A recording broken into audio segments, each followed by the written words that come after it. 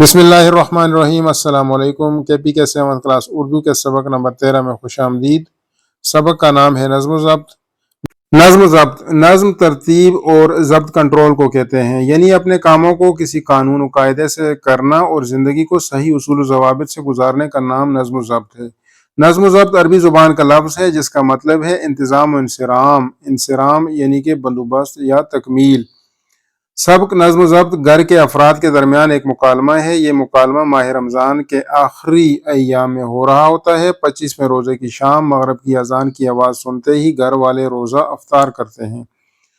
तो छोटी बच्ची मूनिसा अब्बा जान से सवाल करती है कि रोज़ा अजान के साथ ही क्यों अफ्तार किया जाता है। तो अब्बा जान जवाब देते हैं कि रोज़े से हमें नज़्म ज़ब्त का सबक मिलता है, यानी कानूनी कुदरत के मुताबिक तुलुए फज्र से लेकर गुरूब आफ्ताब तक शरई तौर पर खाने पीने से अपने आप को रोके रखना और अजान होते ही अफ्तार करना एक तरतीब और कंट्रोल को ज़ाहिर करता है। ये बातें सुनकर बाकी घर वाले भी इनकी गुफ्तगू में शामिल हो जाते हैं। ये गुफ्तगू मोनिसा जाज़िब और इनके वालिदैन के दरमियान होती है। बेटा जाज़िब नज़्म ज़ब्त के बारे में मजीद जानना चाहता है तो अब्बा जान कानूनी कुदरत से उसे मिसालें देकर समझाते हैं कि अल्लाह ताला ने इंसानी रहनुमाई के लिए इबादत की तरतीब बताई है, जिसमें नमाजों के औकात मुकर्रर कर दिए गए हैं, ज़कात की मिकदार भी बता दी गई है, हज के लिए 10 ज़िलहज की तारीख मुकर्रर कर दी, यानी कि इबादत में अल्लाह ताला ने तरतीब और कंट्रोल का बता दिया है।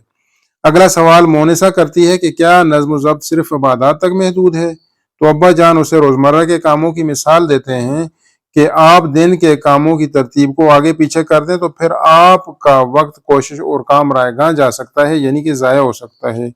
फिर मोनिसा अपने स्कूल में नज़्म ज़ब्त की मिसाल देती है। जैसा कि स्कूल के औकात कार मुकर्रर हैं, तयशुदा निसाब को मुकर्ररा वक्त में मुकम्मल किया जा सकता है।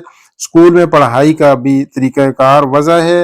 असेंबली भी एक तरतीब से होती है और बच्चे कतार बनाकर अपनी क्लासों में जाते हैं।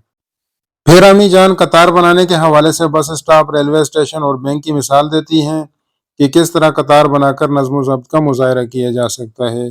फिर जाज़िब सवाल करता है कि क्या नज़्म ज़ब्त की पाबंदी सिर्फ इंसान करते हैं।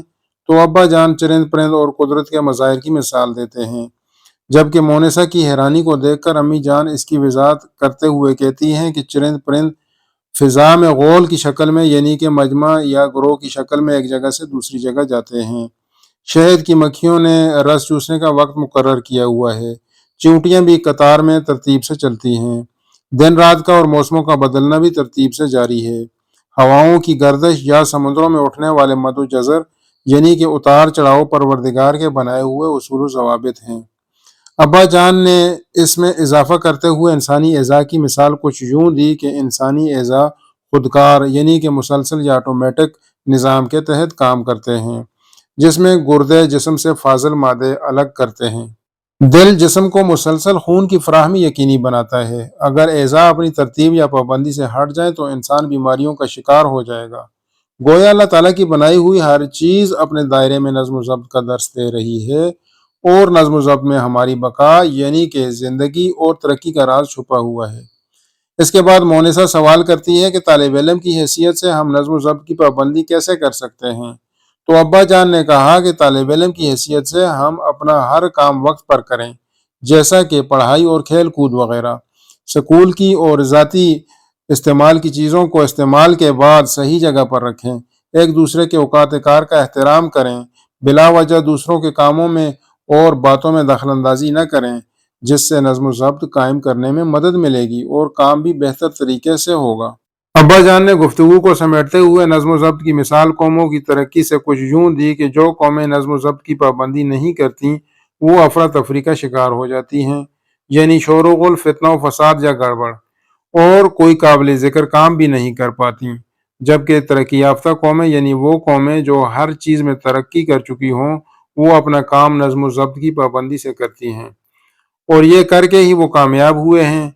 और उन्होंने इनफरादी सतह, यानी उनका हर फर्द अपनी ज़ाती हैसियत में नज़्म ज़ब्त का पाबंद रहता है, और इज्तिमाई सतह, यानी मिलजुल कर या इत्तेफाक राय से या मुआशरे की हैसियत से या ग्रोह की या जमात की हैसियत से इत्तेफाक राय कायम करके नज़्म ज़ब्त पर कारबंद होकर कायदों और कवानीन की पाबंदी को उन्होंने अपने ऊपर लाजम करार दिया।